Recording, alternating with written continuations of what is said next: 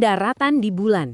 Ini salah satu pencapaian terbesar umat manusia, atau jangan-jangan ini adalah salah satu kebohongan terbesar yang pernah ada? Oke, mari kita bongkar salah satu perdebatan paling awet dan paling panas di era modern. Kita semua pasti pernah lihat fotonya kan? Jejak sepatu di debu abu-abu, bendera Amerika yang berdiri gagah di sana. Tapi, sejak momen bersejarah itu, ada satu pertanyaan yang terus saja muncul dan seolah nggak pernah hilang. Beneran nggak sih kita pernah ke sana? Nah, dalam pembahasan kali ini, tujuan kita bukan buat sekedar bilang ini benar atau itu salah.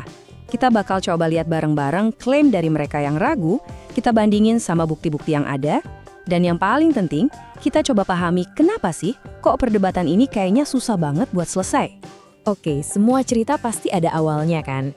Jadi dari mana sebetulnya ide kalau pendaratan di bulan itu cuma settingan, itu datangnya dari mana? Yuk kita telusuri akarnya. Jadi tuduhannya ini bukan sekedar foto yang diedit atau video yang dipotong ya. Inti dari teorinya adalah bahwa seluruh program Apollo yang dianggap sebagai puncak pencapaian teknologi manusia, itu semua cuma sandiwara raksasa. Direkam di sebuah studio film rahasia, cuma buat satu tujuan, menang gengsi di perlombaan antariksa melawan Uni Soviet. Yang menarik, keraguan ini tuh nggak langsung meledak itu aja di tahun 1969. Butuh waktu beberapa tahun, sampai akhirnya seorang penulis bernama Bill Kaysing merilis buku yang jadi semacam kitab sucinya teori ini. Nah, dari situlah apinya mulai membesar, sampai akhirnya jadi kebakaran hebat waktu masuk era internet dan media sosial. Nah, sekarang kita masuk ke bagian yang paling sering dibahas, barang buktinya. Ini dia keanehan-keanehan visual dari foto-foto misi Apollo yang bikin banyak orang garuk-garuk kepala dan jadi fondasi dari seluruh teori konspirasi ini. Bukti nomor 1, bendera Amerika. Coba deh lihat, itu kelihatannya kayak lagi berkibar kena angin kan? Tapi tunggu dulu, di bulan kan ruang hampa, nggak ada atmosfer, nggak ada angin sama sekali. Jadi, gimana ceritanya bendera itu bisa kelihatan begitu? Selanjutnya, coba deh perhatikan langit di belakang para astronot. Gelap pekat, kosong. Loh, bukannya kalau kita di bulan, tanpa ada polusi cahaya dan atmosfer, harusnya kita bisa lihat jutaan bintang dengan sangat jelas? Terus bintang-bintangnya pada kemana? Terus lihat deh bayangannya. Kalau sumber cahayanya cuma satu, yaitu matahari yang jauh banget, harusnya semua bayangan itu jatuhnya paralel, alias sejajar ya kan? Tapi di foto ini, bayangan dari astronot dan modulnya kok kayak menunjuk ke arah yang beda-beda. Nah, buat para skeptis, ini jelas banget tandanya ada beberapa lampu sorot, persis kayak di studio film. Dan yang terakhir, lihat area persis di bawah modul pendarat. Mesin roket yang super kuat itu kan seharusnya menyemburkan tenaga besar buat mendarat. Harusnya debunya berhamburan dan ninggalin kawah kecil dong. Tapi yang kita lihat, permukaannya kok kelihatan rapi dan tenang banget. Aneh bukan? Oke, tadi kita udah lihat kejanggalan visualnya. Sekarang kita geser dulu dari foto-foto lama dan kita lihat bukti fisiknya. Apa aja sih jejak nyata yang ditinggalkan di bulan yang bahkan sampai hari ini masih bisa kita periksa dan verifikasi? Dan ini penting banget buat dicatat, ini bukan data dari tahun 60-an. Kita ngomongin 3 lapis bukti yang sangat kuat. Pertama, ada foto-foto resolusi tinggi dari satelit modern yang nunjukin dengan jelas sisa modul, jejak mobil bulan, sampai jejak kaki astronot. Kedua, ada eksperimen laser yang sampai sekarang masih berjalan, pakai cermin yang ditinggalin sama para astronot.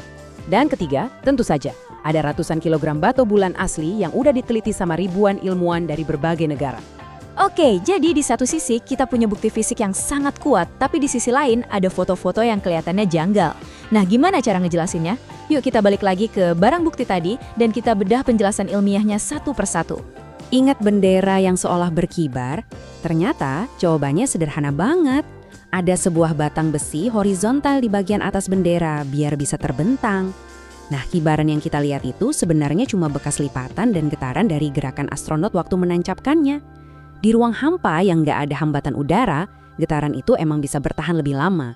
Jadi itu bukan angin, tapi fisika. Terus, langit yang tanpa bintang? Ini murni soal fotografi dasar. Permukaan bulan itu terang benderang karena kena sinar matahari langsung. Kameranya disetel dengan shutter speed cepat buat nangkap objek yang super terang, yaitu astronot dan lanskapnya. Akibatnya, cahaya bintang yang jauh lebih redup jadi nggak kelihatan. Persis kayak kalau kita coba foto bintang di siang bolong di bumi. Nggak bakal kelihatan. Nah, soal bayangan yang kelihatannya nggak paralel itu, Jawabannya ada di permukaan bulan itu sendiri. Permukaan bulan kan bukan lantai studio yang rata, licin. Ada bukit-bukit kecil, kawah, kontur tanah yang naik turun. Kalau digabung sama efek perspektif dari lensa kamera wide angle, bayangan dari satu sumber cahaya, yaitu matahari, memang bisa kelihatan aneh dan gak sejajar. Ini cuma permainan perspektif di medan yang gak rata.